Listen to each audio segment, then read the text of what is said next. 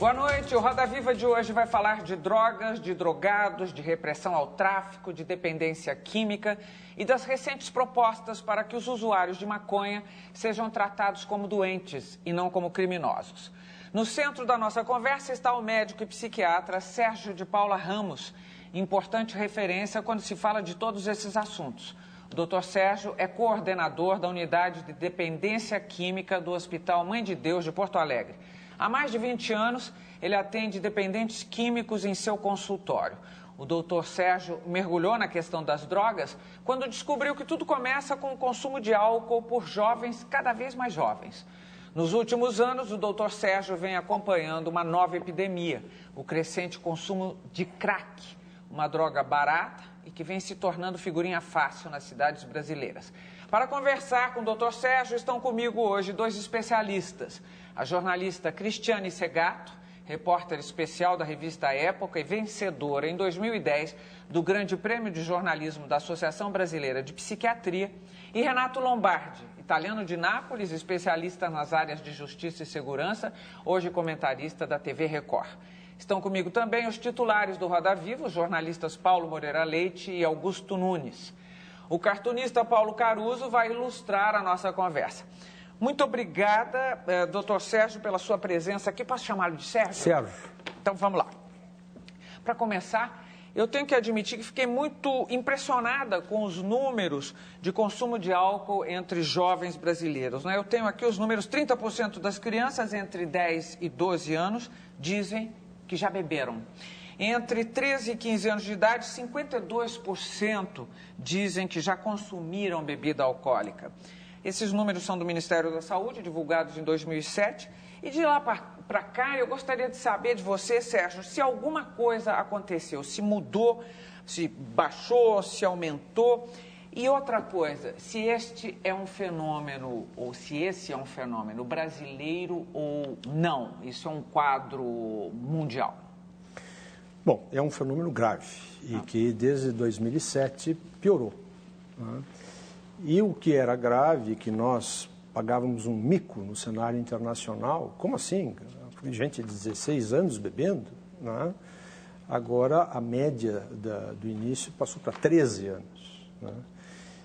E enquanto estamos documentando esse fato, as neurociências nos mostram, diferente do que se imaginava, que o cérebro humano acaba de se desenvolver aos 21 anos de idade. Então faria todo sentido a lei, em alguns estados norte-americanos, que proíbe o consumo de bebida alcoólica para menores de 21 anos. Né?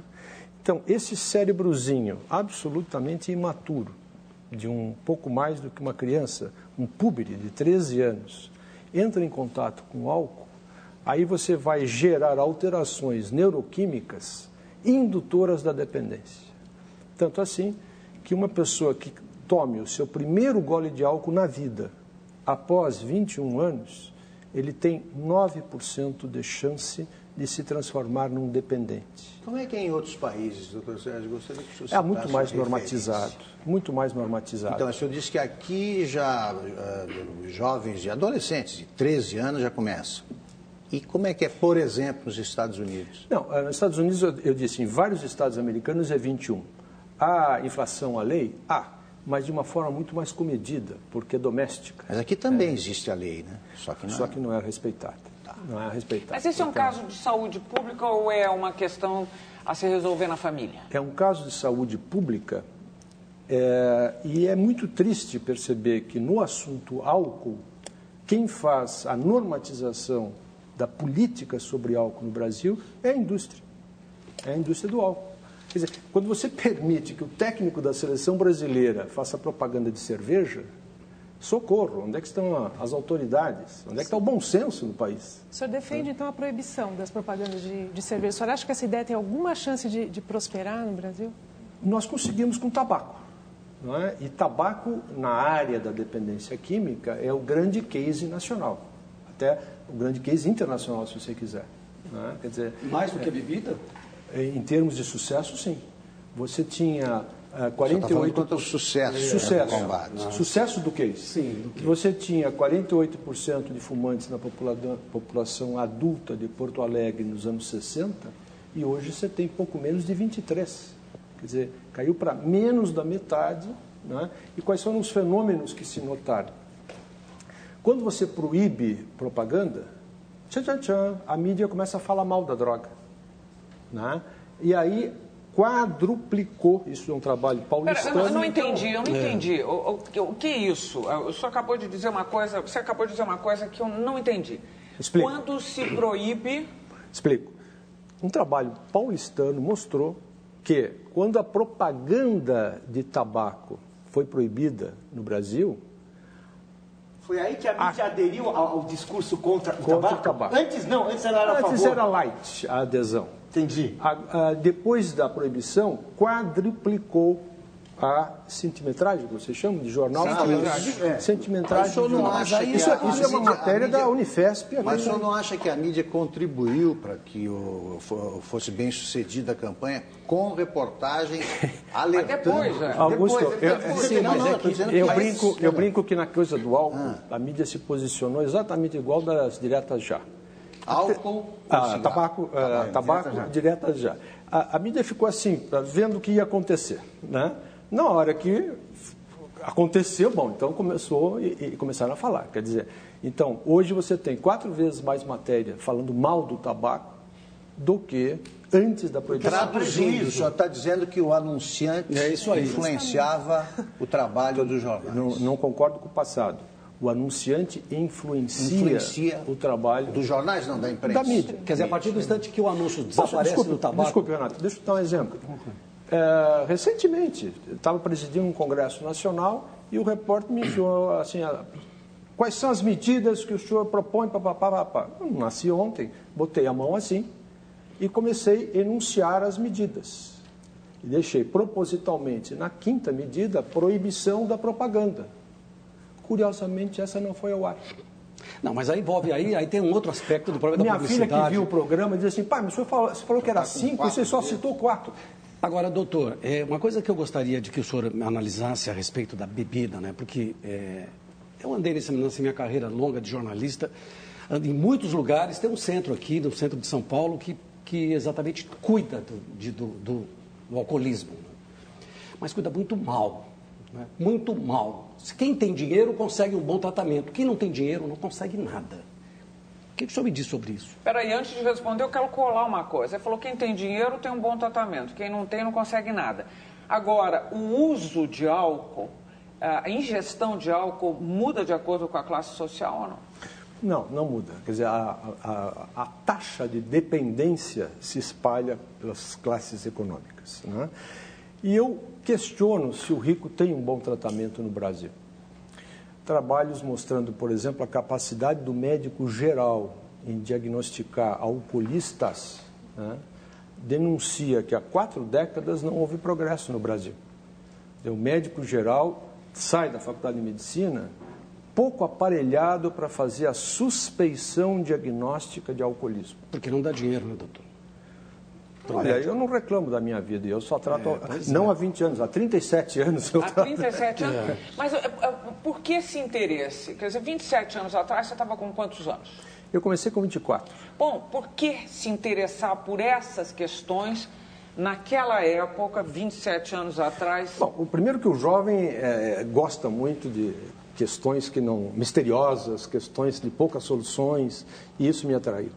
Segundo, quando vivo, meu pai já tinha me autorizado a revelar isso, eu fui filho de alcoolista, né? Então eu tinha uma base emocional para me ocupar desse assunto e uma instigação intelectual para fazer. O senhor bebeu, chegou a ter problemas de ter o consumo de álcool? Só para essa pergunta é muito interessante em 2 sentidos. Primeiro, para dizer que eu não sou um xiita, eu bebo todas as noites. Todas as noites eu tomo um cálice de vinho. Por causa desse negócio da saúde agora... Não, porque gosta. Eu achei ótimo o negócio da saúde, mas eu tomo porque eu gosto. Eu gosto, tá. Eu gosto. Um cálice de vinho. Tá. É isso que eu tomo de álcool hoje. Não é? Mas, um cálice não, uma taça. É, 150 ml. Pequenininho, 150 ml. 150 ml. É a taxa, 150 ml. Quer dizer, eu quero mostrar com isso que não se trata aqui de ser xiita. Eu não tenho nada contra o álcool. Até vou dizer mais, né? Cada 5 pessoas que bebem, vamos fazer a leitura otimista, 4 não tem problema nenhum com beber. Mas o senhor não bebe destilados, né? Presumo. Por uma questão de dieta, só isso. Mas chegou a ter problemas na sua casa com o seu pai por causa de álcool? Muito. Que tipo? Eu passei minha adolescência, dos 10 aos 23, meu pai tomou todas. Né? Então, eu me lembro, por exemplo, de uma cena que nós estávamos na Faculdade de Medicina, aqui é a Santa Casa, de São Paulo, virando a noite, estudando em casa, e eu olhava o relógio e meu pai não chegava. Aí eu já sabia o que ia dizer, né? E aí chegou, 2 horas da manhã, contra aquelas piadas que não tinham graça nenhuma. Aquela noite, se tivesse uma manivela para abrir o chão, eu teria entrado dentro, porque todos os estudantes de medicina sabendo o que está ali acontecendo, né? Depois, quando eu tinha 23 anos de idade, eu tive uma convivência muito rica com o alcoolismo. Por quê? Eu tive 13 anos de convivência sofridésima com o alcoolismo do meu pai. E depois, quando eu tinha 23, ele parou de beber graças a um tratamento. E viveu mais 20 não sei quantos anos. Sóbrio. Abstêmio. Ele morreu com 27 anos de abstinência, de álcool e cigarro. E aí eu tive o outro lado, o que é um alcoolista recuperado. Né? As duas experiências foram relevantes como base emocional da minha Mas que tipo de especialidade. tratamento ele recebeu? Vou voltando de novo naquela história, quer dizer, você tem um bom tratamento, você consegue sair. Se você não tem um tratamento paupérrimo, você continua bebendo. E a bebida é fácil ele de fez encontrar. um tratamento aqui, nem era com um colega especialista em alcoolismo, mas ele fez uma psicoterapia que foi muito bem sucedido, né? E ele, depois de uns 2 anos de tratamento, conseguiu Quem tem condições de fazer uma psicoterapia Ah, boa pois hoje? eu estou de acordo contigo, mas isso aí não é só no alcoolismo. Não é? Quer dizer, nós seríamos assim muito negligentes com a verdade se nós não reconhecêssemos que no Brasil há pelo menos 2 medicinas. Agora, você citou aí, eu convivi com as duas coisas, quer dizer, meu pai, hoje em dia se fala alcoolista, porque se falava alcoólatra, depois se falava, alcoolista. Parece que sim, porque alcoólatra significa adorador do, né? E ele não bebe por adorar o álcool, ele bebe por ter uma necessidade doentia então de álcool. É isso, né? que é. É isso, é. Bom, então, você disse que conviveu com seu pai alcoolista e depois com o abstêmio. E que as duas situações foram relevantes. Por que, no caso da fase do seu pai abstêmio, também foi relevante? Porque você não é o abstêmio, você toma toda noite alguma coisinha. Eu acho fantástica essa experiência, que depois eu repeti trocentas vezes no consultório, quando um alcoolista se recupera. Né? Quer dizer, é uma pessoa que é extremamente grato, extremamente operante, em geral muito carinhoso, né? E tudo isso eu vivenciei na minha família. É uma outra pessoa? Não ficou fanático? Eu não. Não, ele. Não ele? Não, nada disso. De criticar quem bebe do lado, né? Como o fumante faz isso. Inclusive, a minha madrasta é viva até hoje e ele não se incomodava que ela bebesse. Porque ela bebia muito pouco. Doutor, os filhos dos alcoolistas têm maior predisposição 4 vezes mais. genética ou talvez pelo próprio ambiente em que vivem? 4 vezes mais. Mas então, o senhor é o exemplo de que isso nem sempre acontece. Nem sempre acontece, mas tem que tomar cuidado. Agora, uma coisa, o senhor fala Tem justamente... que tomar cuidado. Esse é um assunto importante. Quer dizer, se você é filho de alcoolista, você tem que ter a sensação, a noção que se nós 4 formos comer uma feijoada no sábado e nós 4 pedimos uma caipirinha e vocês 3 não têm isso na genealogia, eu corro mais risco que vocês 3. Isso não tem que justamente, o senhor fala de que o importante para prevenir, inclusive, o consumo de outras drogas, a gente vai falar disso mais tarde, é fazer uma campanha, uma educativa contra o álcool na juventude. Como é que seria isso? Como é que dá para fazer isso se os adultos, a gente vê na cidade os adultos consomem muito álcool. Se as crianças veem os pais tomando álcool.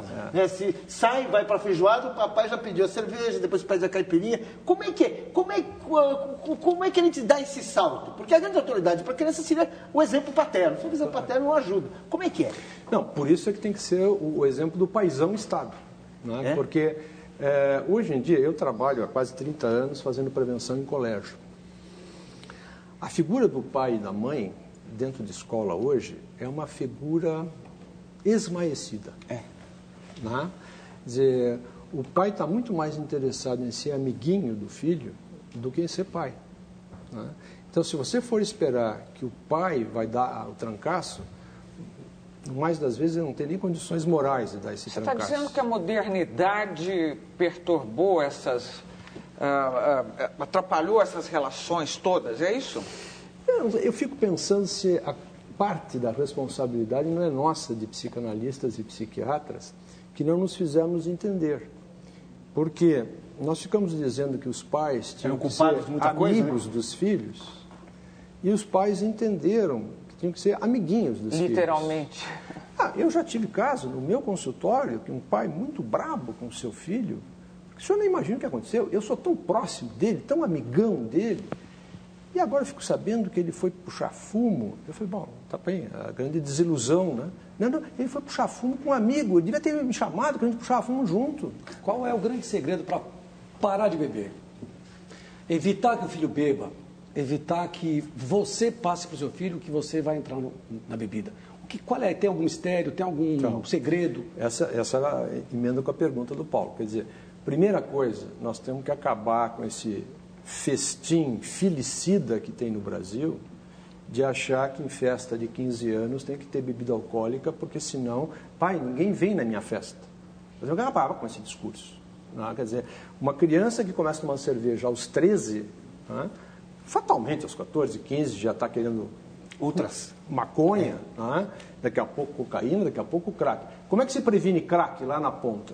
Adiando a experimentação de álcool. Quer dizer, o problema no Brasil é álcool, não é crack. Agora, a segunda parte da tua pergunta, quando alguém já é dependente, aí tem que fazer um tratamento. Mas o senhor não acha um tanto utópico essa visão de um país abstêmio? Nem é isso que eu proponho.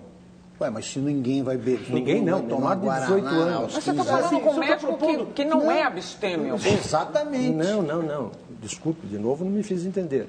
Abstinência para menores de 18 anos. Só quer que cumpra a lei de 18 anos. Porque a lei diz que menor de 18 anos bebe. E o senhor acha que essa lei é boa, ele tem que começar a cumprir essa lei. Quer dizer, a gente, eu digo, a sociedade, os pais, as escolas, quem dá festinha, os clubes, os bares, que também vendem, também assim na boa. Do ponto de vista estritamente científico atual, faria sentido 21. Uma lei que proibisse até 21 anos. Mas isso já é quase impensável. No mundo, o cérebro humano é internacional. Alguém coloque uma lei. Deixa eu te dar um exemplo, Renato. Eu morava, quando aqui em São Paulo, na Rua Bela Sintra. E agora eu lamentei ver que o München desapareceu da esquina da Santos com a Bela Sintra. Esse bar é famosíssimo aqui em São Paulo. Não é? Bom, lá eu tentei beber meu primeiro chopp e eu tinha 16, 17 anos. E não permitiram. E o garçom disse, sua carteira de identidade. Outros exemplos. Brasil, São Paulo, esquina da Santos com a Bela Sintra. Outra época, né? Hoje garoto de 12 está bebendo cerveja. Mas então, nós temos que fazer uma crítica. Por quê? Por quê? Porque nós deixamos a indústria do álcool mandar no país nesse assunto. Bom, eu estou aqui, estou te ouvindo falar e estou pensando que vocês têm muita culpa mesmo. Eu sei disso. Tem muita culpa, porque também acho que tem aí por trás pais tão sobrecarregados de tudo, que aí falam assim, não, este problema mais nas minhas costas, e faz um pouco de... As crianças... Vocês pais, todos. Somos nós. Nós, pais, eu acho que se eu puder entrar, a psicanálise, ela questiona um pouco a autoridade paterna, a questão da mãe, tem todo um discurso que é meio de retirar este poder dos pais, diminuir a autoridade dos pais, você pode interpretar os pais, e aí fica difícil para o pai interpretado, né? Decodificado pelo filho, filho não bebe. Opa. Peraí, deixa eu colar outra coisa, isso é um pai culpado, legal. Deixa eu colar uma outra coisa.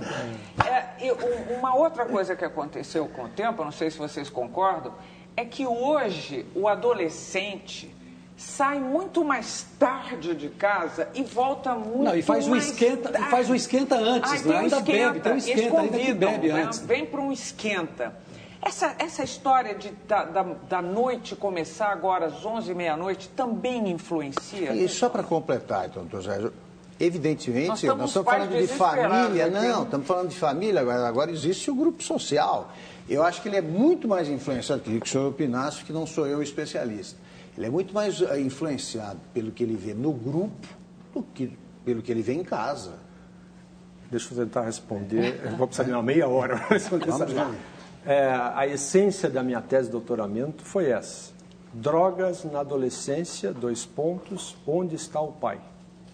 E agora, semana que vem, vou dar uma conferência em Porto Alegre, cujo título é esse, do álcool ao crack, uma viagem sem pai. Né? Quer dizer, nós estamos convencidos que um dos fatores de risco relevantes para o envolvimento com droga é o comprometimento da função paterna na adolescência. Não é materno e paterno, é Paterno. Não tem nada que, droga não tem nada a ver com mãe. Isso eu li Não uma tem nada a ver coisa, com mãe. entender. Agora, então nós, mulheres, não somos culpadas? Sim, porque mulheres hoje em dia são provedoras, são cada vez mais chefes de família também. Mas eu acho, Gabi, que nós estamos aqui com um problema. Quem é que escolhe o pai? Minutinho, torcedor. O meu pai não bebia, a minha mãe não bebia. Eu tomei o meu primeiro porre com amigos. Claro. Agora, essa questão de amigos é relevante. Por quê? Nós sabemos que na adolescência tardia, amigos são mais influentes do que os pais. Só que, eu tenho uma história gozada para ilustrar essa. Mas depois eu quero a resposta de quem escolhe o pai, que eu não soube responder. Pô, eu tô E também falando porque sério. É um o consumo ponto não cego. tem Quem nada é a que ver escolhe com o mãe. pai? Ninguém, né? Mas ninguém escolhe. Se não a mulher. E Quem é que escolhe quem vai fecundá-la? mas é a mãe Aí, também. não. Aí complicou. Ué, antigamente, igual. eu estou querendo pegar o ponto lá dos amigos, mas para não deixar passar isso. Antigamente, nas escolhas das jovens, era uma coisa presente a preocupação com a capacidade do fulaninho vir a ser pai. Antigamente, né? Antigamente. Né? Por Queria ser um bom pai, um bom marido e um bom pai. Né? Quando eu chegava com uma namoradinha e tal, minha avó aqui abaixava os olhos. Como é o sobrenome da moça? Né? Quer dizer, ela queria saber a família, a genética. Todas as preocupações estão aposentadas. A modernidade sepultou tudo isso. Não é politicamente correto isso aí. Né? Então a moça hoje ela quer um parceiro amoroso, um parceiro sexual e não faz. Hoje não, faz tempo. Faz tempo. A gente começou a se permitir ter filhos com os homens que amamos, pô. Mas que bom, se o homem que você ama, você incluir um critério, será que ele vai ser bom pai? Mas É esse tudo que você critério quer. também, Mas- eu espero que não tenha nada a ver se é de boa Mas ninguém pode família ou se adivinhar. não é e tal, né? Não, mas espera um pouquinho. De boa família, se nós estamos despindo boa família de características morais, e estamos vestindo de características genéticas, longe de propor aqui controles raciais, mas de qualquer maneira, eu pego alcoolistas que há 5 gerações dos dois lados todo mundo é alcoolista. Quer dizer que então a mulher pergunta, bebe?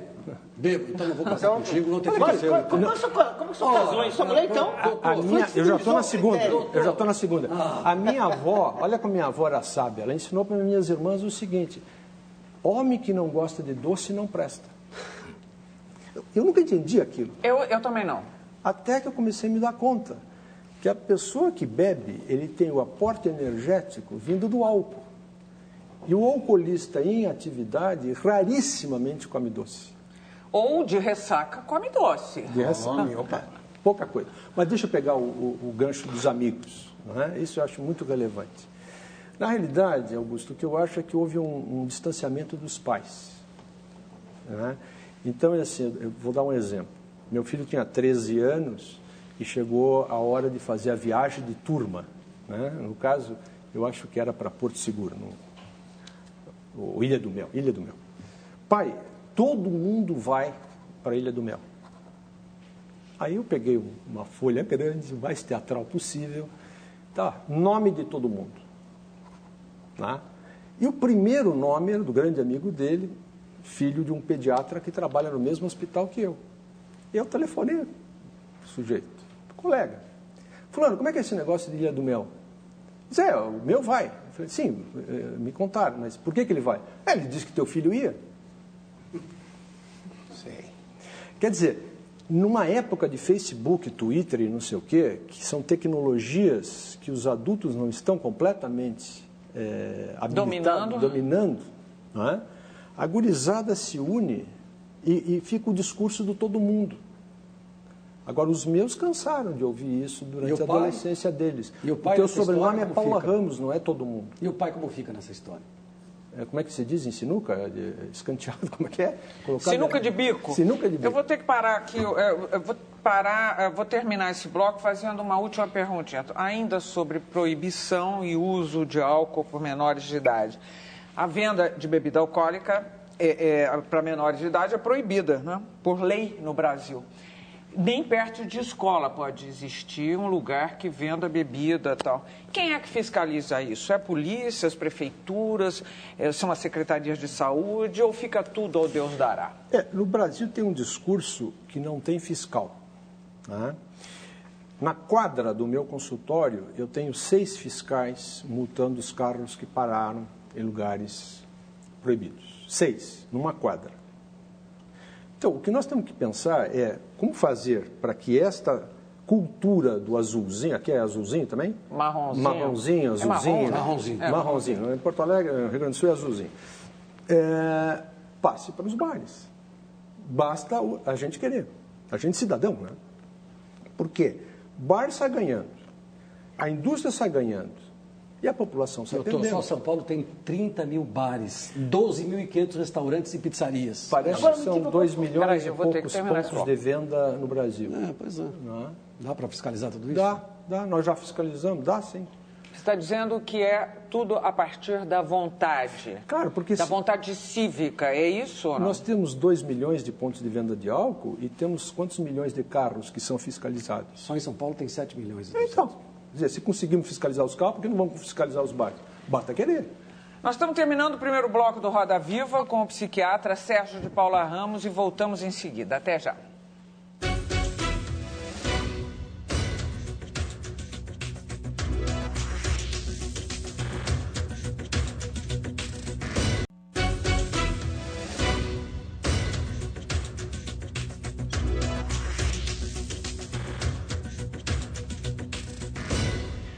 De volta para mais um bloco com o médico Sérgio de Paula Ramos no centro da nossa roda. Ô Sérgio, o tema do momento é a descriminalização da maconha. A ideia central seria de tratar o consumidor dessa droga como doente e não como criminoso. Eu gostaria de saber, através da sua experiência com drogados, qual a sua opinião a esse respeito? A primeira opinião é que eu acho que o Fernando Henrique fez muito bem em desencadear um debate nacional sobre esse assunto. Eu acho que há de se reconhecer isso aí.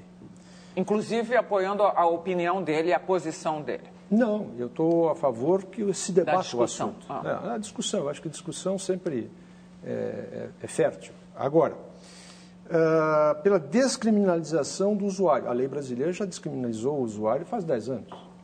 Não é? Então, não sei que bandeira é essa. Não é? Agora, pela liberação, seja lá o nome que se der, descriminalização, legalização, não sei o que, da maconha, quer dizer, se você facilitar o acesso, você aumenta o consumo. Aumentou o consumo, você vai aumentar todos os problemas decorrentes deste consumo, predominantemente na adolescência. Não, mas deixa eu perguntar. Aumenta o consumo, quer dizer, o senhor dá isso como definitivo. Definitivo, aumenta o consumo. Agora, isso não é num começo e depois não haveria vamos ver se eu coloco, saciada uma curiosidade, a gente não chegaria a um nível tolerável? Existe nível tolerável nesse assunto ou não? Não, nós temos que pegar os casos concretos. Quer dizer, de um lado, o case do tabaco, né, que à medida que você restringiu o consumo, você baixou a epidemia, né, e de outro lado, o álcool, que você não restringe o consumo e não chegamos nesse patamar de consumo. Cada levantamento nacional está mais alto. Né? Então, realmente, você pensar que liberando vai ficar nesse patamar é inocência. Agora, o que eu ainda não vi discutir, e pode ser que eu não tenha visto por desatenção, é assim, o Supremo se posicionou a favor da manifestação de opinião, coisa com a qual eu também me identifico. A Marcha da Maconha. A Marcha da Maconha. No dia seguinte, parece que 50 cidades brasileiras tiveram uma marcha de maconha.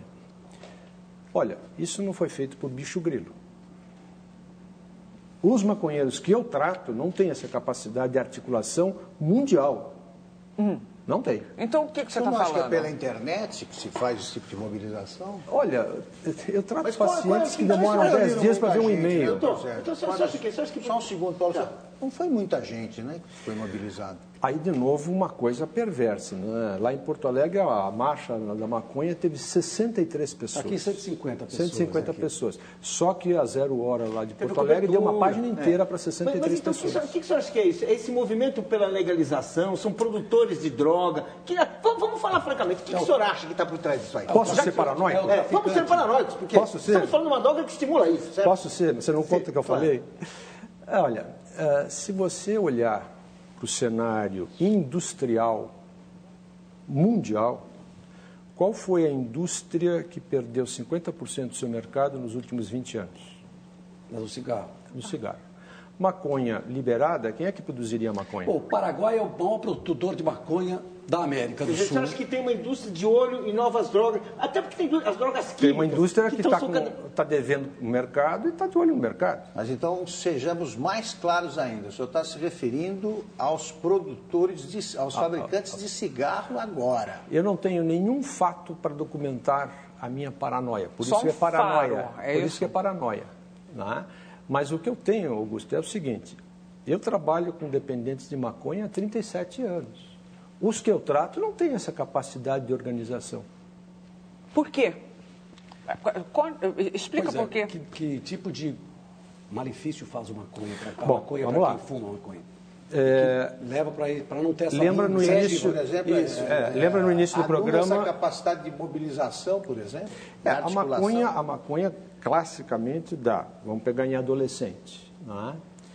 Retardo ou rebaixamento da performance escolar, aumento de faltas, está nitidamente associada com depressão e dobra a chance de esquizofrenia. Além disso, jovens que se envolveram com maconha na adolescência têm muito menos diplomas universitários aos 25 anos e muito menos O senhor empregos. já fumou maconha? Olha, a Veja me entrevistou, acho que foi em 93 para as páginas amarelas, e a Thaís Furtado deixou essa pergunta para ser a última da entrevista. E eu disse, já usei na Faculdade de Medicina. Já as duas- usei, quer dizer, usou, não é? Experimentou. Não, usei, exatamente usei 2 vezes na Faculdade de Medicina.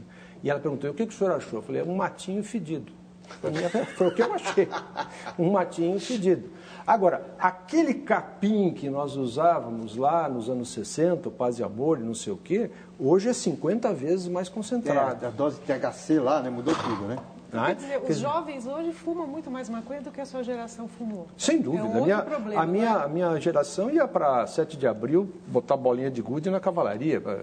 É outra história. Nós estávamos comprometidos politicamente para fazer um país melhor. Agora, eu queria perguntar isso. A legalização da droga, ela está vindo, esse debate, ela está sendo colocada também politicamente. Também, politicamente, o que o senhor vê aí? Quer dizer, é meio assim, uma tentativa, é meio assim, o Estado, você diz, o Estado foi derrotado, né? Esse discurso começa assim, a tolerância zero foi derrotada, a droga está aí, é uma fatalidade, vamos aceitar e vamos legalizar. Que discurso político tem por trás disso? Mas não é um discurso meio conformista, não é um discurso meio de... Esse é um outro ponto que eu concordo com o Fernando Henrique. Quer dizer, a guerra contra as drogas, que começou no governo dele, né, porque o governo dele, o Conselho Federal de Entorpecentes estava no Ministério da Justiça e no governo dele passou para a Casa Militar da Presidência da República e lá ele colocou na Senad, para dirigir a Senad, um general, egresso do SNI. Essa era a visão, Fernando Henrique, das drogas naquele momento. Diz ele que mudou de ideia agora. Ótimo. Então, eu concordo com ele. A política de guerra às drogas deu em nada, zero. É o fato. Só que a resposta para isso não é assim, então vamos liberar geral. Ao contrário, deixamos a repressão apenas com a ênfase merecida e não hipertrofiada e vamos falar de prevenção, mas falar sério. Mas é o que se fala. Falar sério. Não se fala. Falar sério. E falar sério no território das drogas é começar falando de álcool. Mas eu quero mais que justamente, o que se diz? O senhor vai corretamente, na minha opinião, vai para o adolescente. Que argumento você dá hoje para um adolescente? Fala, não beba, não fume maconha. Qual é o argumento? Que é o mais difícil? Argumento... Qual é a conversa que a gente pode ter? Qual é o discurso? Porque eu acho que a sociedade está sem discurso. Olha aqui, o argumento, respondendo até uma pergunta anterior da Gabi, é o seguinte. Se você entrevistar jovem que não usa maconha, por que você não usa maconha? A resposta é universal. As respostas. Duas. Porque faz mal e porque é proibido. Os jovens que não usam maconha respondem essas duas coisas.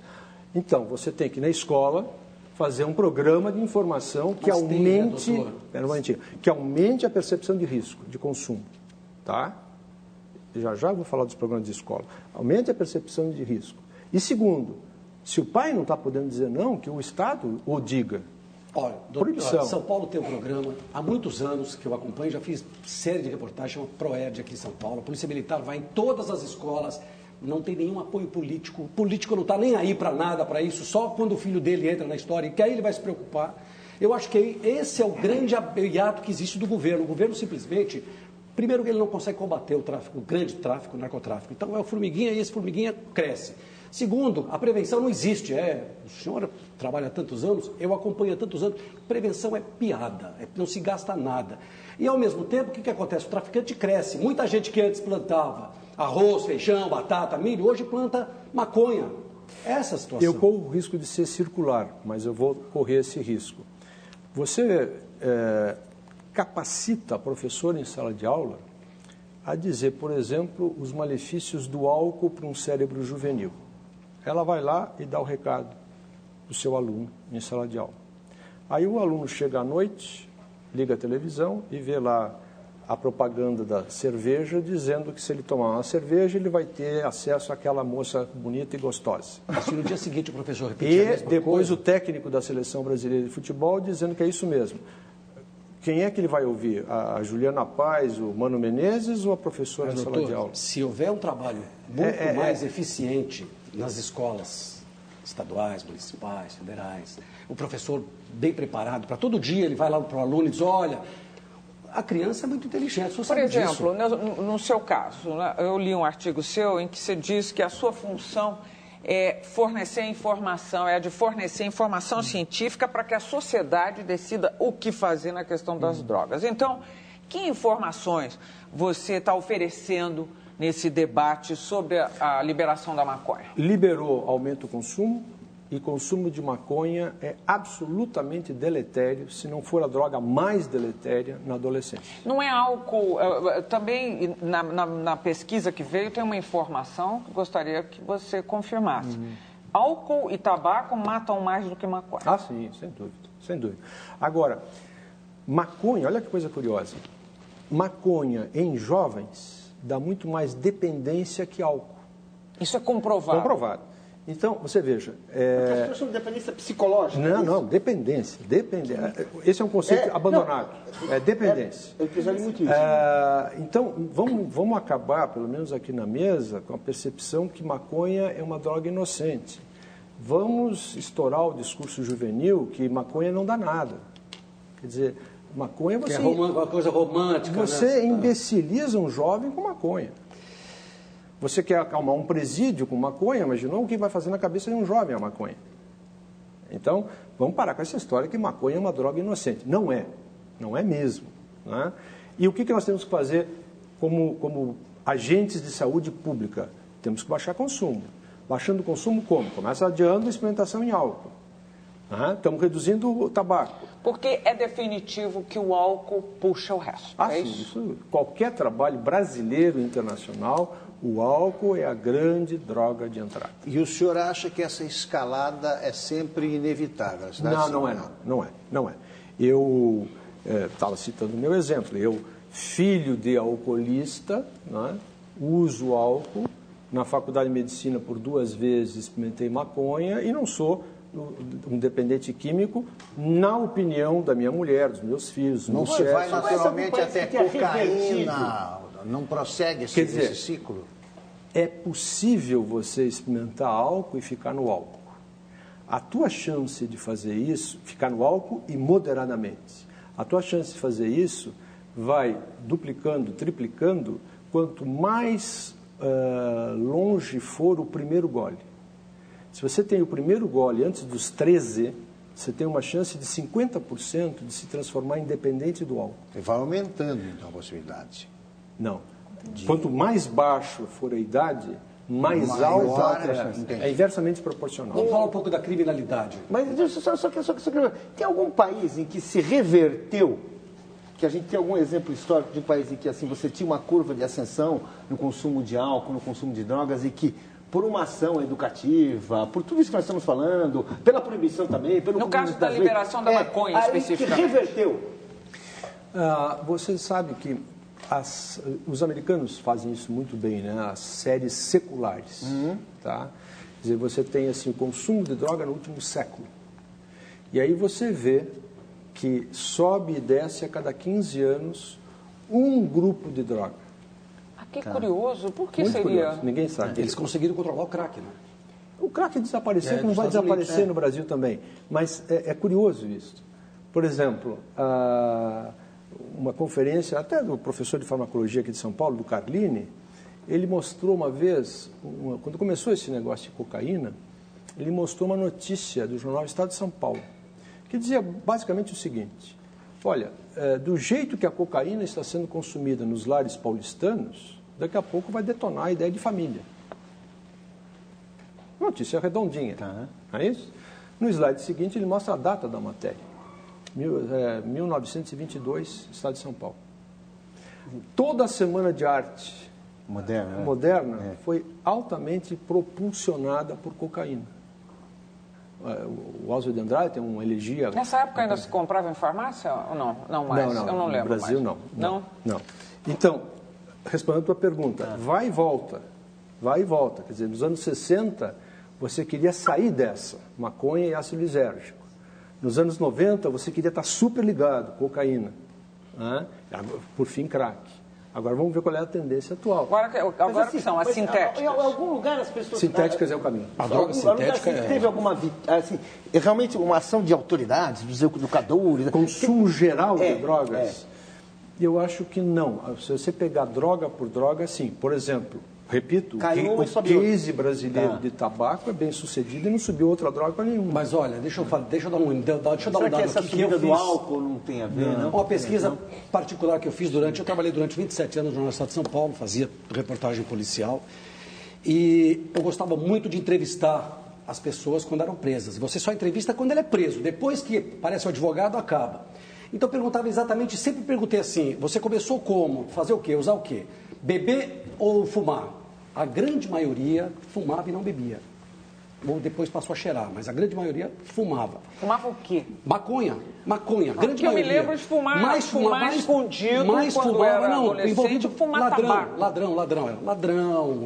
Isso em que década? Nos últimos 20 anos. Eu saí do jornal faz 6 anos, eu não fiz mais reportagem. Mas aí eu perguntava exatamente isso. Você se envolveu com o quê? Por quê? Alguns poucos bebiam, mas a grande maioria fumava porque dava um estímulo para poder assaltar, para poder... Isso, aí o Ministério da Justiça fez um levantamento, hoje nós temos quase 500 mil presos em todo o país. Destes quase 500 mil presos, a faixa de idade, a grande maioria está entre os 18 e 25 anos, que é uma coisa super preocupante, e a grande maioria usa droga. E começou com maconha. Nós temos, esse tema para mim é muito caro, e eu faço uma pesquisa sistemática com todos os pacientes. Uma coisa é a primeira droga de abuso, a outra coisa é a primeira droga de uso. Qual é a primeira droga de abuso? Álcool é a primeira droga de uso. Não é? Frequentemente também o é de abuso, mas de repente você pode ter maconha com 15, 16 anos, 18 anos, está quase chegando na metade da população juvenil, já diz ter experimentado maconha. Não é? Agora que maconha é uma droga usada para dar coragem para assaltar, acho que não. Isso colide, isso colide com a ação farmacológica. Sabe o que a sensação que eu tenho hoje, vendo filme, literatura, tudo, enfim, é que é quase politicamente correto achar que é legal fumar maconha. A verdade é essa. Eu sinto isso. sabe, há uma cumplicidade. Eu vejo muito filme, ou vejo muito programa de entrevista de canal a cabo, com televisão americana, e o pessoal brinca e fala disso com muita naturalidade. Gabi, esse é o tamanho da nossa bronca, nós especialistas em dependência química. Porque você tem uma mídia brasileira que, de um lado, ganha da indústria do álcool e, do outro lado, é simpática à maconha. Tá? Então, se eu faço um congresso em Porto Alegre para 1.200 pessoas, onde se mostram lá todos os efeitos muito complicados da maconha na adolescência, e isso, em geral, não sai na mídia. Apesar de todos os nossos assessores de imprensa nutrirem a mídia de informação, não, isso é um fato menor e tal. 63 vão no Parque da Redenção falar para a liberação, é uma página inteira de jornal. Então vamos aproveitar esse momento para falar da questão da saúde, né? Muita gente não sabe que maconha pode provocar câncer, esquizofrenia, psicoses. Então eu queria que você falasse um pouquinho com que frequência isso pode acontecer. Legal. Quer dizer, se você, vamos pegar assim, trabalhos de segmento, né? Quer dizer, autores que pegam um grupo de crianças, por exemplo, de 10 anos e as acompanham até 25 anos de idade. E vão comparando os resultados daqueles que vão se envolvendo com maconha, daqueles que não vão se envolvendo com maconha. Então, comprovadamente, maconha está envolvida em adolescentes. Queda do rendimento escolar. Primeira coisa. Você tem um jovem que caiu o rendimento escolar. Qual é a primeira coisa que pode ser? Ele está apaixonado. Primeira coisa. Segunda coisa é maconha. Essa primeira droga. Primeira coisa é apaixonado. Segunda coisa, saudável. Segunda coisa é maconha. Queda do rendimento escolar. Então, caem as notas, aumenta o número de faltas e o jovem, comparado com ele mesmo, vai perdendo competitividade no mercado. Então, primeira coisa das mais preocupantes, porque esse jovem, daqui a pouco, já não consegue acompanhar a sua turma, já não vai entrar numa faculdade tão boa, aqueles que ambicionam uma faculdade, já vai ter lá na frente perda de competitividade no mercado de trabalho, tudo por causa da inocente maconha da adolescência. Perda do rendimento escolar. Segunda coisa, a maconha está nitidamente associada à depressão na adolescência. E agora tem um trabalho do British Medical Journal, de abril desse ano, mostrando num grupo envolvido com maconha e um grupo não envolvido com maconha, 2 vezes mais esquizofrenia. Olha, não é pouca coisa, 2 vezes mais esquizofrenia. Quer dizer, dispararia uma doença já existente. Essa é uma controvérsia, porque essa amostra, eles, por manobras estatísticas, que massacraria o espectador dizê-las, né? Eles conseguem neutralizar as variáveis de quem já teria uma propensão.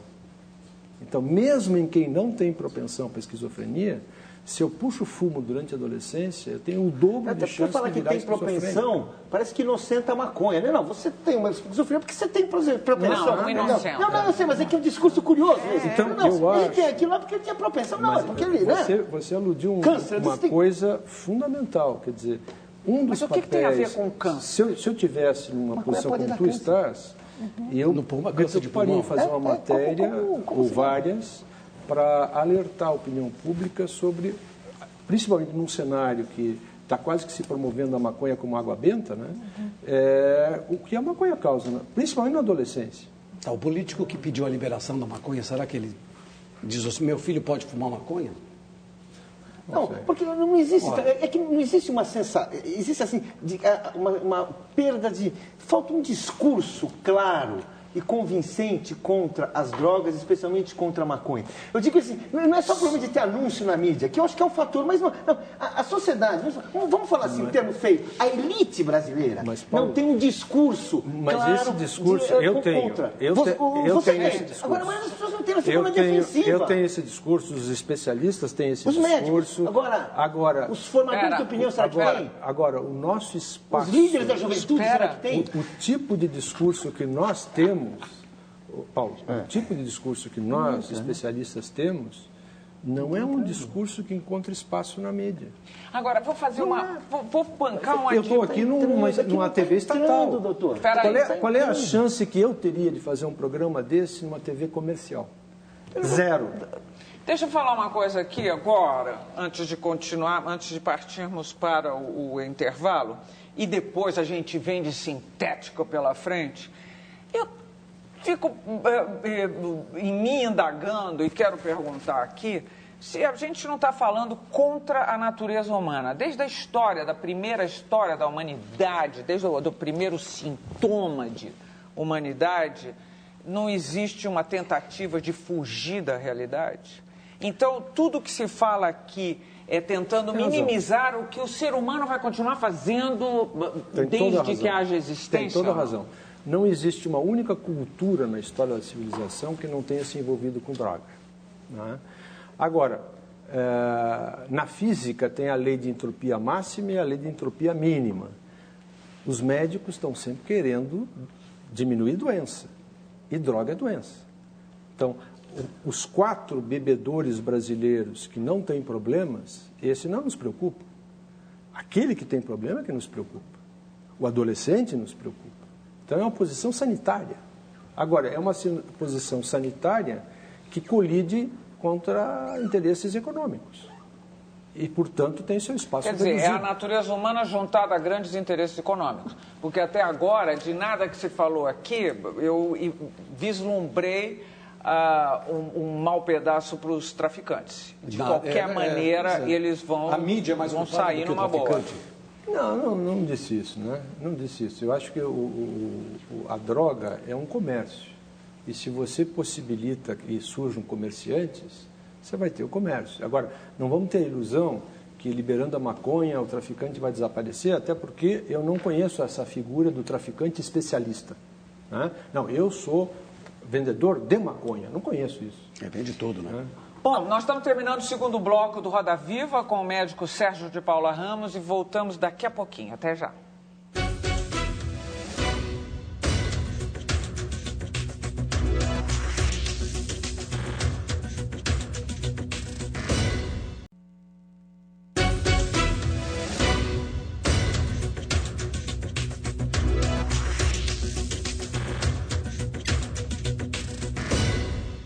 De volta para o terceiro bloco do Roda Viva com o médico Sérgio de Paula Ramos. Ô Sérgio, agora chegamos lá. O crack é a droga da moda atualmente, né? Se existe mesmo esse negócio de ciclo, como você já falou, de 15 em 15 anos, me parece que chegou a hora do crack. Eu gostaria de saber o que é exatamente o crack, por que essa fissura por essa droga? Eu li um livro muito impressionante de um classe média alta, um profissional, um editor de livros americano chamado Bill Clegg, escreveu um livro, se não me engano, o título era Diário de um Drogado Enquanto Jovem, ou de um Viciado Enquanto Jovem. E é uma descrição tão chocante do vício dele em crack e até a beira da morte, quando aí ele pega e sai daquilo. Eu fiquei muito impressionada. Agora, isto deve ter uma contrapartida gloriosa para alguém se permitir isso. Qual é o problema do crack? O problema do crack são dois: a droga e as impurezas que vêm com a droga. A droga, na forma que é administrada, ou seja, é fumada, ela dá um efeito instantâneo e pouco duradouro. Esse é o binômio necessário. Uma droga, quanto mais efeito instantâneo ela der e menos duradouro for esse efeito, se diz que a droga é mais dependógena. Porque pede outro episódio de consumo, outro episódio de consumo. O que? Me parece que 30 minutos é o ciclo, não é? É o ciclo? De 15 a 30 minutos, não é? Então, é uma droga que tem realmente um altíssimo poder dependógeno. Agora, por que é maior que as outras, esse poder? Porque a via de administração, quando é fumada, chega muito mais rapidamente ao cérebro do que, por exemplo, quando é aspirada. Eu queria que o senhor depois falasse sobre a diferença entre os efeitos sobre o usuário da cocaína aspirada, injetada e fumada. Né? Vamos falar. Mas só para completar a resposta para a Gabriela. Então, você tem uma droga com alto poder dependógeno. Que é a cocaína misturada com alguma outra coisa. Querosene, mas não sei o quê, né? Impurezas todas as mais. Né? Mas, é importante que se diga isso. O crack, nós temos muito poucas pesquisas brasileiras sobre ele. Mais ou menos sinaliza que 0,4% da população está usando crack. Isso significa, em números absolutos, isso aí dá o quê? Estão com 200 milhões de brasileiros, Isso. né? É muita gente. É gente. E é gente de todas as classes sociais? Começou embaixo e está subindo. Por exemplo, no Mãe de Deus, lá em Porto Alegre, nós só trabalhamos com classe média e classe alta. Houve um momento que metade dos nossos leitos estavam com crack. Alguém se cura de dependência Olha, do crack? eu já disse até na mídia que eu não tinha conseguido ainda ver um recuperado. Agora eu já vi. Então, eu conheço. Eu também conheço agora. Meus pacientes. Né? Então, à medida que surge uma epidemia, os médicos vão atrás, começam a aperfeiçoar seus tratamentos e os resultados aparecem. Né? Agora, eu queria dizer uma coisa sobre o crack. Primeiro, 0,4% é dependente de crack. Só de álcool nós temos 12%, 9 dependentes, mais 3 de uso nocivo. Então, comparado com a tragédia do álcool, crack é perfumaria. Sim, mas é uma tragédia no começo. Chego lá. Quer dizer, se você for nortear o uso do dinheiro público para o que é relevante em termos numéricos, é álcool e tabaco. Agora, não dá para menosprezar o crack, porque o crack é gravíssimo. E é barato. E é barato. Barato, meio barato. Está aumentando, né, Gabi? Hoje está aumentando. Não, mas é barato assim, quer dizer, uma pedra de crack, você compra por R$2, R$3. Se dura quantos minutos? Mas eu queria que o senhor explicasse, doutor, o que acontece? Quer dizer, o sujeito fuma o crack. O que acontece? Ele fica num estado de excitação terrível, ele pode ter sintomas alucinatórios, ele fica num êxtase. Não é? Que dura 15 a 30 minutos. E cada vez menos. Cada vez menos e cada vez mais necessidade. E não dorme, passa um dia.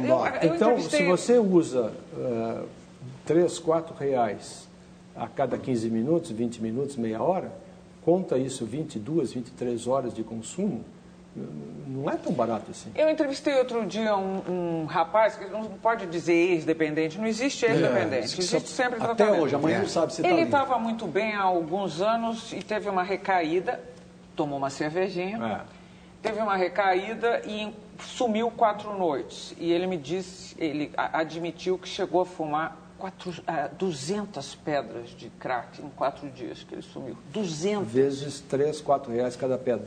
Quantas são necessárias para que o sujeito fique viciado? Essa resposta a gente dá para a mídia, porque a mídia quer essa resposta, mas cientificamente nós não temos isso. Não temos isso porque tem as variações individuais. Mas é muito rápido. É muito rápido. Muito rápido. Enquanto você fica dependente do álcool num período de 10 anos de uso abusivo, no crack é poucas semanas. Por quê? Porque é uma droga que dá um efeito muito mais instantâneo e muito mais fugaz. Sim, mas... Vamos pegar só para... Eu pegar, por exemplo, os calmantes para ilustrar o pensamento. Tá? Os benzodiazepínicos. Que tem um monte de gente que toma calmante hoje em dia. Então, os benzodiazepínicos, quanto maior a rapidez no seu efeito e menos duradouro o efeito, mais dependógenos são.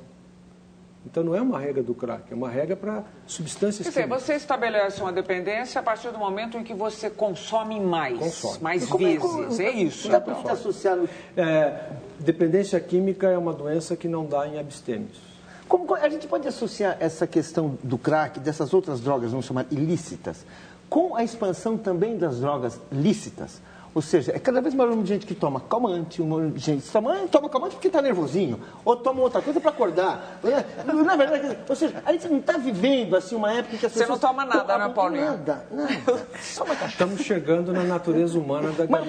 Mas não é, quer dizer, mas a gente não está vivendo uma época em que as pessoas estão se Está muito liberado tudo isso, essa coisa, esse uso. Você está mal, você toma uma droga, você toma uma droga para ficar feliz, você toma uma droga para ficar calmo. Ou seja, a gente não está vivendo essa época. Eu acho não que é isso uma questão que leva para o crack, que leva para o Paulinho está precisando tomar um calmante. Eu não acredito Deixa eu dizer uma coisa. Eu não acredito. Não acredita nisso. Quer dizer, na verdade... Mas você toma um cálice de vinho, né? Claro, bom. claro. Mas isso é droga. Eu tomo 2. Isso é droga. Eu acho que está sendo Bom, conservador. então o que o Paulinho está falando, que eu só queria voltar para aquele negócio da natureza, da natureza humana, quer dizer, hoje em dia existem mais recursos, maior acesso a remédios. Não está mudando. Claro que não está mudando. Você só está com mais facilidade, é isso. Eu tenho, acho que são dois aspectos aí interessantes, né? Um, que a natureza humana está ficando menos tolerante com a dor, de qualquer natureza. Isso é muito bom. De qualquer natureza. Uma vez lá em Porto Alegre, um grande professor de clínica médica me pediu para ir discutir casos com os residentes dele. E eu peguei, naquela enfermaria eram 10 pacientes. Esse professor até já é falecido. E eu peguei os 10 prontuários. E me chamou a atenção que nos 10 prontuários tinha a prescrição de um benzodiazepínico à noite. Calmante, para a pessoa dormir.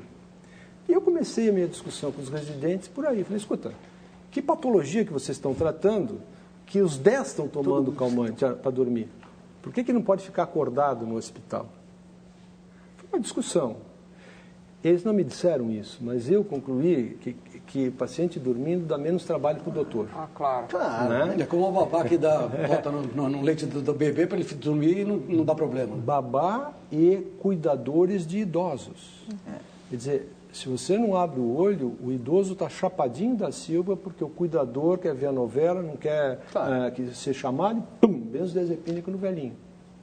Agora, nós estamos falando sobre a parte médica. Deixa eu que tá bom. Então, é assim, a natureza humana, nós estamos menos tolerantes à dor. Então, você, qualquer coisa, pum, calmante. Qualquer coisa, não, hoje eu mereço. A frase eu mereço é mortal, né? Hoje eu mereço. E porque eu mereço, então, trago isso, maconha, aquilo, né? Então, tem essa coisa, que a natureza humana, concordo, tem se modificado nos últimos 50 anos. O que a gente enxerga como nossa natureza. Nesse patamar de ficar menos tolerante à dor. Você gosta é fogo. Você aprova que drogas? Dessas todas que todo mundo usa hoje em dia. E eu tô falando de tudo, de tudo. Você aprova alguma? Quando é bem prescrito... Você prescreve. Quando é bem prescrito, né? Por exemplo, benzodiazepínico. Calmante. Ainda não inventaram nada melhor do que benzo para tratamento de sintomas intensos de privação do álcool. Então, você tem que usar benzo 2, 3, 4 dias, não mais do que isso, porque senão o cara vai ficar dependente disso também, né? E usa. O seu pessoal do crack, o que sarou, você tratou como? Tem que tratar com bastante medicação, porque senão o cara não aguenta. Que tipo de medicação? Com o crack a gente usa mais antipsicóticos. Esse dia eu li que estavam usando maconha para tratar de crack. Isso é viagem. Viagem de quem escreveu. Absolutamente. Ou de quem está Ao contrário disso. Ou de quem está querendo vender maconha. Ao contrário disso. Hoje já está bem claro, por exemplo, o paciente que me procura para parar de cheirar cocaína. Aí nós vamos ter uma longa conversa, porque a literatura está mostrando que ou ele para com as drogas para dar a chance do circuito de recompensa ser reprocessado, ou ele não vai parar com cocaína. Então, por exemplo, o pessoal que estuda mais do que eu tabagismo, já chegou à conclusão que um cocainômano que não para de fumar tem menos chance de parar com a cocaína do que um que parou de fumar. Vale para bebida. Agora, mas existem tolerantes e intolerantes à droga, não existe? Os intolerantes estão protegidos. Você pega o caso clássico dos asiáticos com o álcool. Não é que não tem alcoolismo na Ásia, mas você pega aí uma pessoa, um japonês, ele toma um chopp ou dois, fica vermelhinho. Não pode tomar mais. Ele não tem prazer nenhum. Se embriaga mais naquilo. facilmente. Né? Não chega a se embriagar porque ele para. Aquilo para ele não é uma coisa No prazerosa. chope, né? mas não no saquê. Não, em qualquer coisa. Mas escuta. Em qualquer coisa. Ele fica vermelho, ele não tem prazer. Ele não tem prazer. Uísque ali né? Maquininha. Maquininha. Tem... No Japão você compra uísque em maquininha na rua.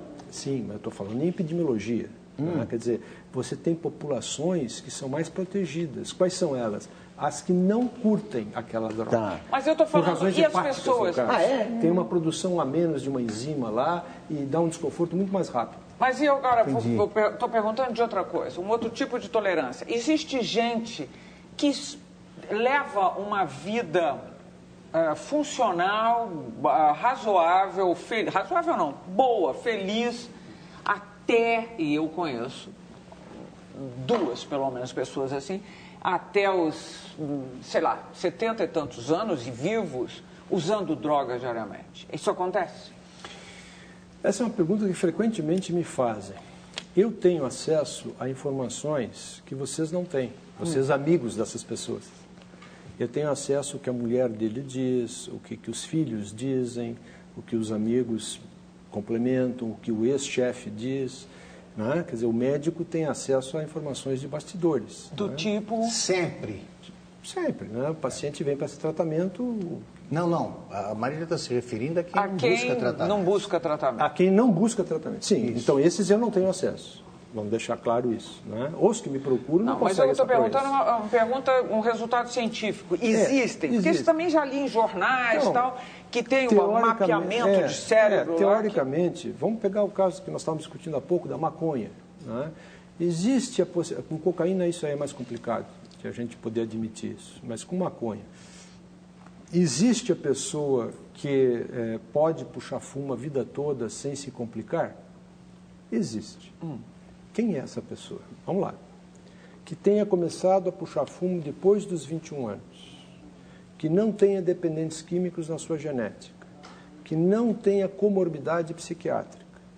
É que vamos excluindo, vai chegar lá a sobrar O que é comorbidade? outra doença psiquiátrica. Entendi. Né? Quer dizer, porque uma das teorias para a dependência química, natureza humana, é que ele automedica o sofrimento. Então, por exemplo, o deprimido vai para a cocaína e para o cigarro, porque são drogas estimulantes. Tá? O hiperativo vai para a maconha porque é uma droga chapante. Então, existe... Só trata cigarro como droga, não é? Como é que é? Cigarro comum. É tabaco. É uma droga. Das mais dependógenas. Né? E lá também, no seu departamento... E tem pessoas que se hospitalizam no Mãe de Deus exclusivamente para parar de fumar. Para parar de fumar. Como também tem pessoas que se hospitalizam exclusivamente para parar de puxar fumo. Essa droga eu não sei se é calmante, essa droga... eu não vou dizer nome também, que eu posso me complicar aqui. Essas drogas que tomam para ser felizes, esses são os calmantes, antidepressivos, e são calmantes ou não? Porque isso também... Não. Você está falando do êxtase, por exemplo? Não. Estou falando dessa que dona de casa toma. Antidepressivos. Antidepressivos, Não, estimulantes ou... Não, anfetamina não. Eu estou falando... Você está falando de antidepressivos. Antidepressivos. Tá? Fluoxetina, paroxetina, esse tipo de coisa. Os nomes científicos os científicos são esses, Tá, muito bem. Qual é a pergunta? Eu estou perguntando se isso também é um problema. Não, as drogas antidepressivas não criam dependência. Né? Não criam. Convém a gente reduzi-las gradativamente quando for para tirar, mas não por dependência. Né? Então, não cria. Por que não cria? O antidepressivo demora 15, 20 dias para começar a fazer efeito. O crack, 1 minuto ou 2. E a anfetamina? Lembra aquele conceito que nós falamos? Quanto mais rápido o efeito, mais a chance de dar dependência. O antidepressivo demora 15 dias. Ninguém curte um barato com uma medicação que vai fazer efeito daqui a 15 dias. E a anfetamina? A anfetamina também é imediato o efeito. Efeito imediato. A anfetamina... Quando eu era estudante, a gente tomava para fazer, para estudar. Para estudar. Exatamente. Então, anfetamina, cocaína, essas inas são todos estimulantes. Sei. Tá? Então, é a mesma família, cada uma com a sua especificidade. Né? Mas são drogas estimulantes. O senhor disse uma coisa aqui, que o senhor trata de classe média, não é? Média alta, usuário de crack. E quem não tem, vou repetir de novo, quem não tem o dinheiro para se tratar? Não, A maioria, né? o Mãe de Deus, Como é que é isso? Renato, o Mãe de Deus me convidou para uma experiência muito instigante. Eu, já com mais de 30 anos na área, trabalhando com classe média e classe alta, de eu supervisionar 2 CAPs AD, né, esse Centro de Atenção Psicossocial, Álcool e Drogas, que o Mãe de Deus fez em Porto Alegre. Então, por um ano, eu dei supervisão para os técnicos que trabalhavam nessa área e me foi possível, então, ter essa vivência com o pessoal do SUS. Né? Não há diferença. E qual é o grau de... Não há diferença. A apresentação clínica é a mesma, as desculpas são as mesmas, as racionalizações... E capital e interior? Não tem diferença também? Nenhuma. Eu trabalhei 7 anos numa cidade que tem 22 mil habitantes, contratado que fui para uma assessoria pela prefeitura. Chama-se Veranópolis, que se jacta Rio Grande. É grande, Rio Grande do Sul, grande. que se jacta de ser a capital brasileira da longevidade. Tá? Enquanto estávamos lá, fizemos um projeto de consumo, um projeto de pesquisa de consumo na cidade. Para minha surpresa, não tem nem mais nem menos droga do que em Porto Alegre. Então, caem por terra os 2 mitos, né? Como vivem, não, lá no interior se usa muita droga porque não se tem o que fazer. Não tem o que fazer. Não é verdade. Não, lá no interior não se tem muita droga porque a fragilidade humana não está tão frágil. Mentira também. Usa a mesma quantidade. Mas é verdade que lá a longevidade é maior? A pesquisa faz anos que não é refeita, não sei se hoje é a resposta, mas quando foi feita pelo pessoal da PUC lá de Porto Alegre, era verdade, né? Os famosos velhinhos. O senhor fala em Porto Alegre. E o restante do país? Desculpa. Que tipo de informação que o senhor tem sobre o país no serviço de prevenção, no serviço de atendimento, exatamente do drogado, principalmente do crack hoje? Então, eu estava te falando no começo, eu trabalho em consultório, trabalho em hospital e trabalho em escola. Então, isso me dá um leque. Em escola, sim, eu trabalhei tanto com as privadas quanto com as públicas. Essa informação do resto do país, que tipo de informação que o senhor tem? Como eu tenho uma função de liderança dentro do movimento da Associação Brasileira de Estudos de Álcool e Drogas, a gente está sempre transitando pelo país, fazendo congresso para cima e para baixo. Agora mesmo, dia 7 de setembro, começará o nosso 23º Congresso em Recife, propaganda já, em Recife, né? O Congresso Nacional de Álcool e Drogas. Né? Sérgio, O senhor mencionou, desculpe, o senhor mencionou os CAPs AD, eu acho que isso é uma coisa importante. Quer dizer, no SUS, hoje, o tipo de tratamento que a pessoa tem é esse feito nesses CAPs, né? E ali, muitas vezes, a pessoa não tem internação. É possível tratar dependente de droga sem internação? É possível e é factível uma boa parte deles. Com craqueiro ou dependente de outras drogas grave, eu não acho possível. Oxi, por exemplo? Por exemplo, óxido, por exemplo, assim, dependente grave de álcool. Deixa eu fazer uma pergunta. tem que internar. O E aí no instinto- SUS é mais difícil internar? Então, quer dizer, essa política de saúde mental está equivocada. Completamente. Então, eu queria que o senhor falasse sobre isso. Então, o governo brasileiro, há questão de uns 20 anos, entrou nessa bandeira furada que se chamou luta antimanicomial. Né? E houve uma diretriz de acabar com o leito psiquiátrico no país. O que redundou? Redundou que nós não temos lugar hoje para tratar o pessoal do SUS que precisa ser internado. Né? Quer dizer, você pegar um dependente grave de crack, que está usando uma pedra a cada 20 minutos, marca uma consulta para ele hoje e outra semana que vem. Tratar no ambulatório. E você acha que vai piada. parar? É viagem de burocrata de Brasília, pelo amor de Deus. Bom, então, gente, eu tenho que chegar aqui a uma conclusão. Primeiro, antes da conclusão mesmo, uma perguntinha. Um drogado não tem instinto de sobrevivência? Tem muito, tem muito. Graças ao instinto de sobrevivência do drogado, ele se recupera. Mas, Por isso que ele procura o médico. Por isso que ele procura o médico. inclusive os craqueiros e tudo. Muito, muito, muito. Já tem caso de oxi lá no sul? Vou levar, eu ainda não peguei. Vou levar o raciocínio até ao extremo. O suicida tem instinto de vida. O suicida que chega no médico, ele não está querendo uma forma de morrer mais fácil. Ele está querendo escapar daquele sofrimento atroz que ele está.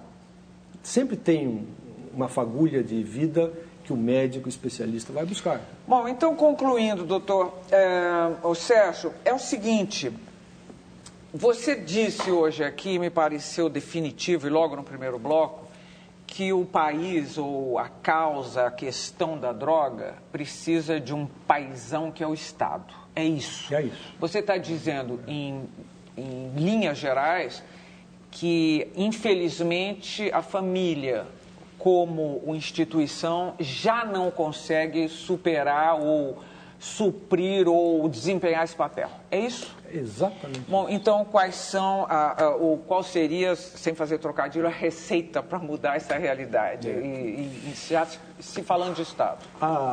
Uma das revistas de circulação nacional, quando foi eleita a penúltima legislatura, fez uma avaliação que 73% dos deputados então eleitos tinham recebido dinheiro da indústria do álcool para suas campanhas.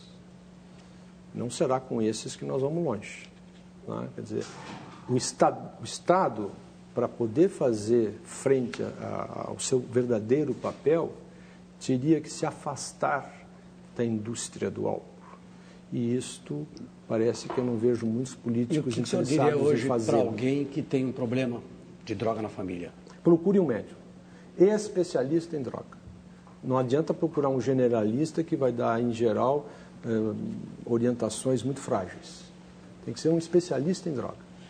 Bom, termina aqui mais um bloco do Roda Viva. Então, a sua última expressão foi a política pública tem que se afastar da indústria. É isso que você está dizendo. E é o álcool grande problema. Tem que parar de permitir que a indústria dite a política sanitária do país. Terminamos aqui o bloco do Roda Viva com o médico Sérgio de Paula Ramos. Nós voltamos depois de um rápido intervalo. Até já.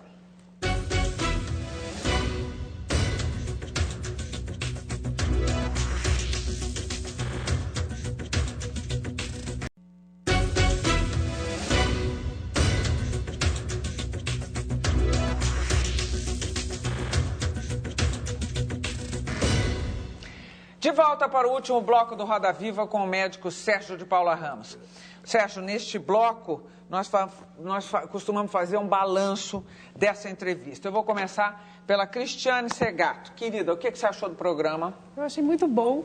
Acho que o senhor conseguiu abranger aí várias questões importantes. Mas uma coisa que me chamou a atenção logo no primeiro bloco, eu queria que o senhor respondesse, é essa questão das mães, né? O senhor disse...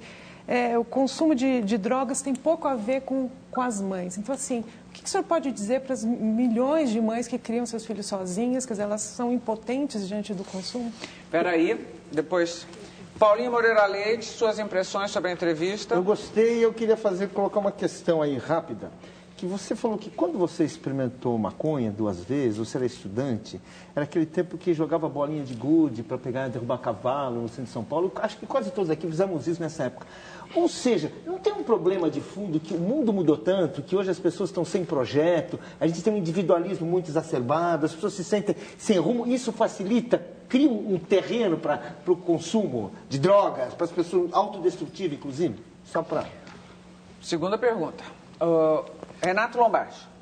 O senhor não acha que se fala muito nesse país a respeito e se faz pouco, né? Se fala isso, tem que fazer aquilo, é preciso cuidar, é preciso investir, mas não se investe nada na saúde pública e simplesmente a parte política abandonou completamente esse lado das drogas, do usuário, do combate e exatamente do combate mais firme.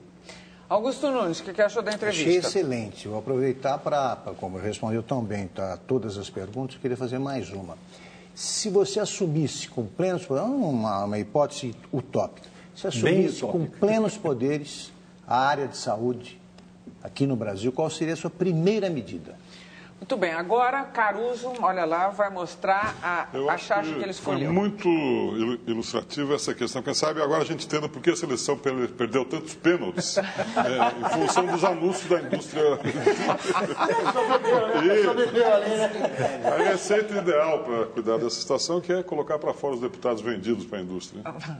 Muito bem, obrigada. E agora é a sua vez. Você me ajuda a lembrar as perguntas. Tá bom. A das mães. Né? Olha, eu diria o seguinte, que nessa área de droga, um papel do terapeuta é ajudar a mãe a chamar o pai. Né? Quer dizer, primeiro ela tem que ser ela também, no caso de mães solitárias, né? Ela tem os pais sumiram. Os pais sumiram. Ela tem que fazer as vezes de pai. Mas, se sumiu o pai verdadeiro, por que não escolher um próximo companheiro que venha fazer as vezes de pai aqui? Essa eu acho que é a missão da mãe. Bom, peraí, querida, agora vamos lá, porque agora nós estamos estourando o tempo aqui. Paulinho pergunta se faltam causas. Eu acho que sim, Paulo. Não vou dizer que este é um fator preponderante, mas certamente é um dos fatores que compõem o cenário. Faltam bandeiras para essa juventude. Né? Eu não acho que essa juventude é mais burra ou menos... Não é. Não é mesmo. Né? Eu sei que do Dante Alighieri, que rosa e rosaram, rosem, eu sei isso, mas em compensação meus filhos sabem Facebook, Twitter, que eu não sei. Né? Então... Mas falta. Mais devagar, mas acho que sim. Renato. Eu acho, se eu fosse alguém que fosse assumir o poder agora, é bem utópico isso, não é? Eu afastaria a saúde pública dos interesses da indústria.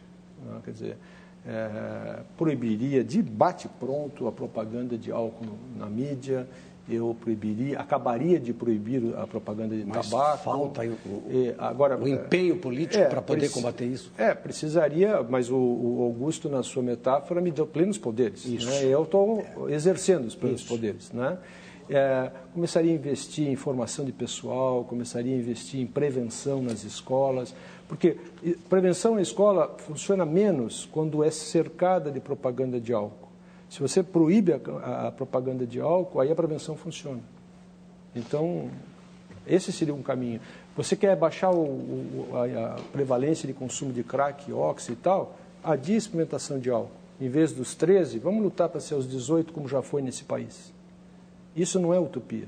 Isso é uma coisa realizável. Né? Nós temos que fiscalizar apenas 2 milhões de pontos de venda. Fiscalizando não sei quantos milhões de carros, por que não podemos fiscalizar os pontos de venda? Bom, Sérgio, Basta foi bom querer, o programa, né? Para você? Uma delícia. Bom, para nós... Eu peço desculpas ao espectador, que a minha hiperatividade aqui me deixou rebolando. Mas a gente achou tudo muito bom também. Agora, pegando uma rabeira na sua resposta para a Cristiane, deixa eu fazer uma pergunta, ou do Paulinho, também, na verdade, todo mundo. Faltam causas para os jovens, mas isso não quer dizer... que hoje em dia as pessoas se droguem mais. Quer dizer, existem novas drogas, existe maior número de pessoas, quer dizer, nós somos muito mais gente na população, então, proporcionalmente, nós continuamos nos drogando como se drogavam desde o princípio dos tempos. No Brasil, nós temos medido isso desde 87. Desde 87 não para de crescer. Agora, como é que era antes, ninguém sabe, que não tem dados. Não, mas estou dizendo, cresceu a população e cresceu a invenção. Não, proporcionalmente. Relativamente. Bom, quer dar a sua última palavra? Estamos encerrando. Não, eu acho que o que eu tinha que dizer já disse. Agradeço muito o jeito que eu fui tratado, né? Com muita cortesia, muita elegância. Muitíssimo obrigado. Agora você precisa ver o que é esse seu problema de ficar virando essa cadeira, hein?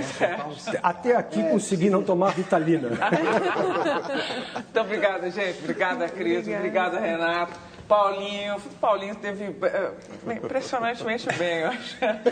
Augusto Caruso. Obrigada, Sérgio. Obrigada a vocês todos e nós voltamos na semana que vem. Até lá.